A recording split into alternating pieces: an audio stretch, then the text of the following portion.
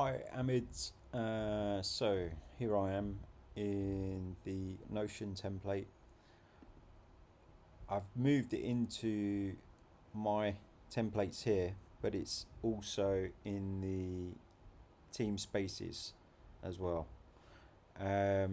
So I'll show you on both. I'm in the team spaces at the moment, and if I click on content calendar, you can see it's repeated all of these.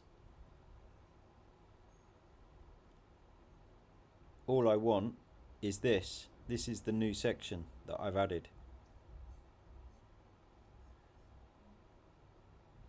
New section, which should be just there. It should just go straight to here, but it's got all of these repeated. And if I go here, go to content, the same. It's repeated here. All because of this.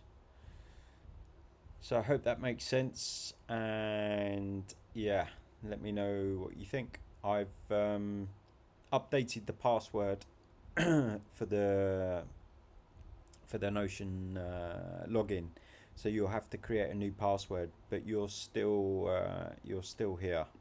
You're still on the team member. You're still, where are you? People. You're still here.